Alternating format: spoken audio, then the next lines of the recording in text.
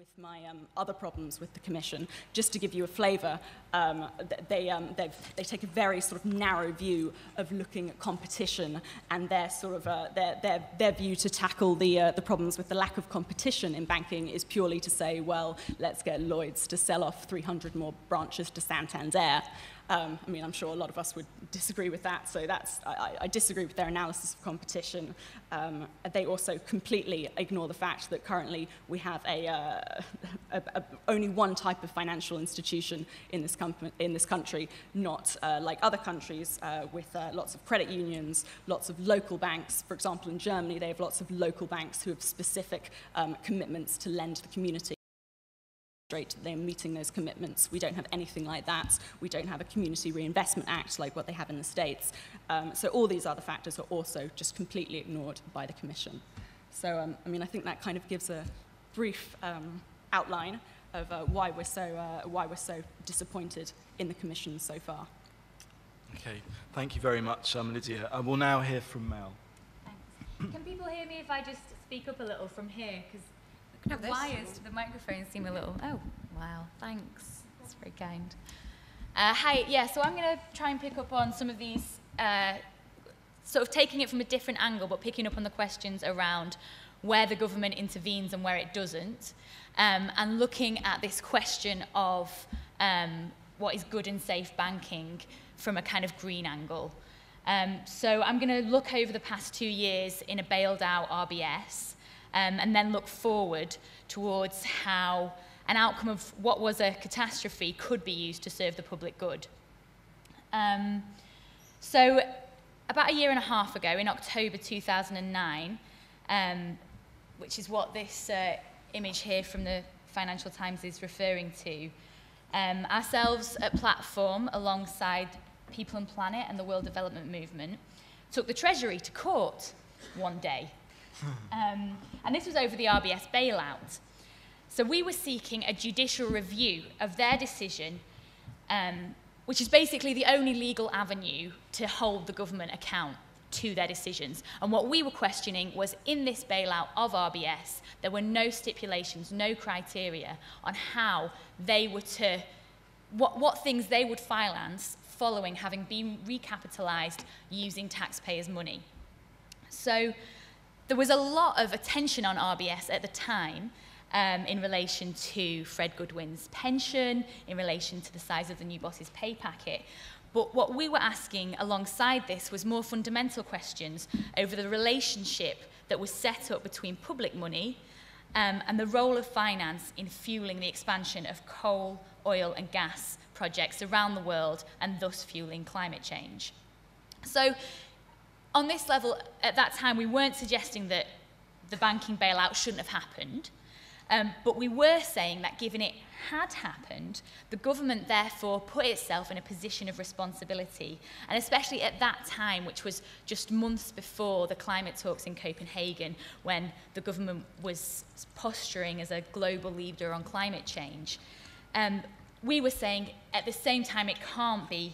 It has to do something to ensure that the public isn't paying to expand further fossil fuel developments.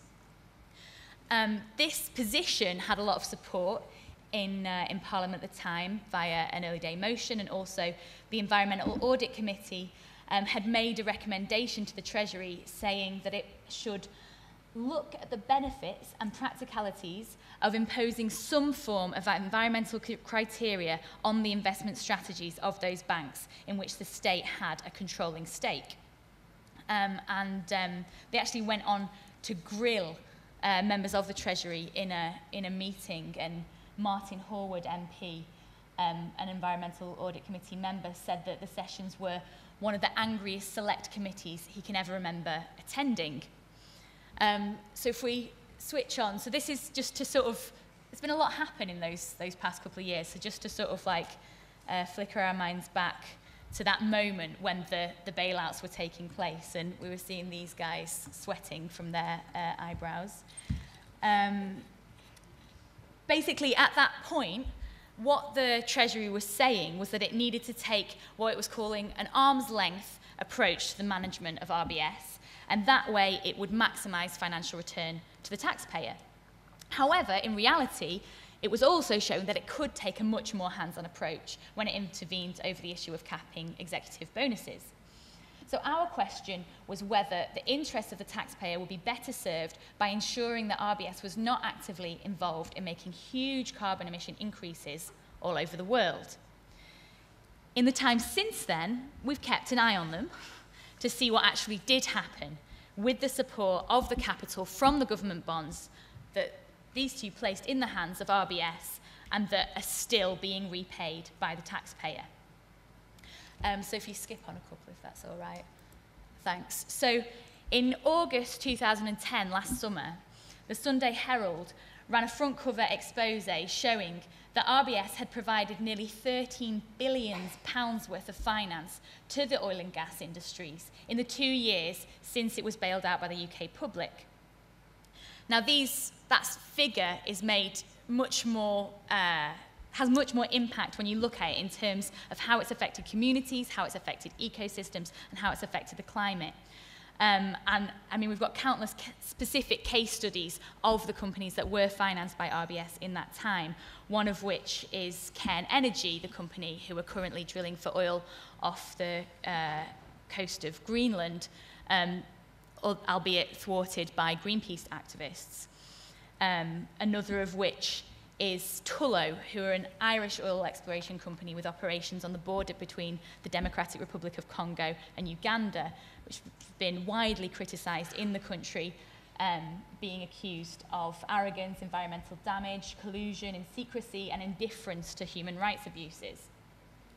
A third company that they've financed in this time since the bailout is Peabody Energy, who represent 4% of global coal production.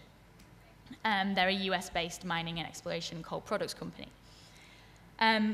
So at this point, perhaps you're asking, well, okay, these things are bad. A lot of banks do them, and we know that. But is this really a core issue when we're talking about what would make a good and safe banking system? Perhaps you might question, well, isn't the first issue getting the regulations right? Maybe making more finance for renewables, and the rest of these issues will kind of like disappear and follow. And I guess what I'd say is that when we're talking about transformation, we're talking about taking something and changing it. We're talking about shifting the base point and moving the whole landscape view in that way. And we're not about just creating something which maybe exists beside everything else and is available for consumers' freedom of selection.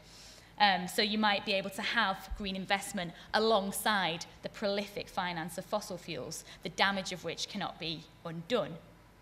And so in looking at things from this angle, well, we started to ask, what could RBS look like if it was changed, if this was the thing that was transformed? Now that it's owned by the public, how could it serve the public good? And so we started to work with some artists revisioning the whole concept of it. And we actually won a Sustainable Development Commission, the then Sustainable Development Commission, 21st century breakthrough idea. It was one of the sort of 20 ideas that they put forward 2 years ago to eventually produce this piece. If you skip on, actually, sorry, these are a couple of references to the documentation we have of the finance that RBS has done since the bailout. If you just go back one, Ruth, sorry. Okay, it's disappeared. So there's a piece that we, sorry, go on a couple if that's all right. Is the pink one there? No, it's disappeared. Okay, different format. So we produced what I shorthand called the Pink Report, but is actually titled Towards a Royal Bank of Sustainability, Protecting Taxpayers' Interests and Cutting Carbon Risks. And this was written by actuary Nick Silver, co-published by Platform, Friends of the Earth Scotland, People and Planet and World Development Movement, and designed by the Ultimate Holding Company in Manchester. And the report found that the financial value of RBS to taxpayers is best served by requiring the bank to phase out investment in fossil fuels. So the return that the government was kept referring to on taxpayers' money would be best served, in fact, by directing that money out of fossil fuels. We then went on to sort of detail this reconceptualisation, this reimagining of the Royal Bank of Scotland with this report written by James Leeton, And he argues in this that the government needs to bring together its banking reform and green agendas to set an example with RBS of how expertise in project finance, renewables, and small to medium-sized enterprises can contribute to green jobs and infrastructure for the UK and beyond.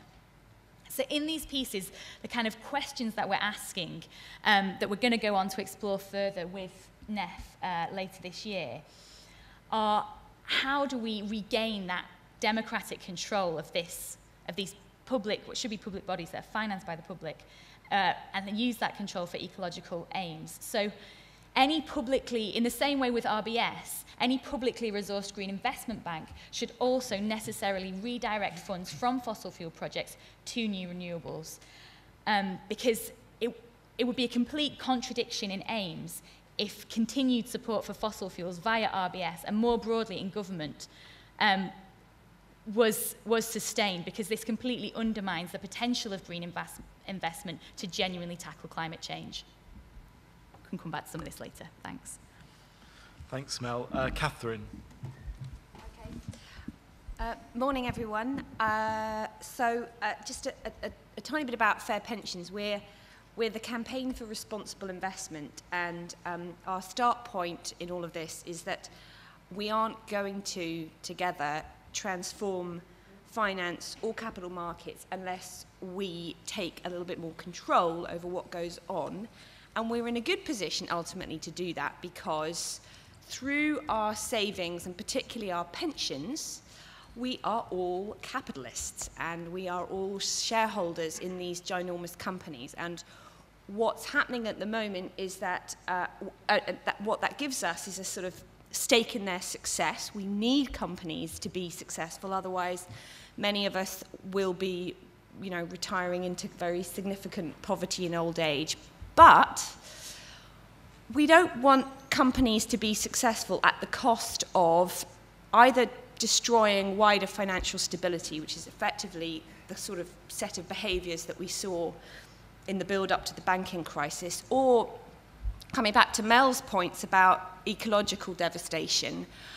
If we are financing huge amounts of carbon-intensive and fossil fuel extraction activity through our pension savings, then we're in the position that we may be, potentially getting profits from one part of our sort of pension pot at the expense of our future quality of life. And these kind of tensions are just not properly thought through in the way that finance currently works.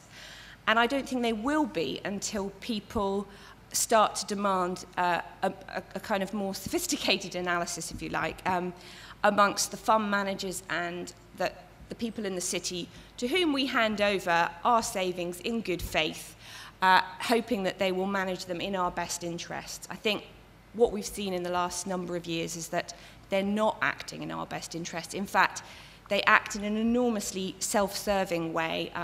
Financial intermediaries in the city have earned themselves vast fees and bonuses, and the investment returns to us, the ordinary savers, have been miserable, whilst at the same time we've succeeded through our holdings in banks that took outrageous risks in being part of what created huge instability and similarly climate instability. So our kind of take is we've got to get a grip on this, and we can, because we're pension fund members. And although lots of people in the economy today, particularly lower earners and people with lower incomes, are not pension savers, from next year something called auto-enrollment comes in, which means that people will be automatically auto-enrolled into a pension scheme, and whether you like it or not, almost, you'll be part of, your money will be going into the capital markets. So now is a crucial time to start to get some of these things right, because we don't want really low-earning people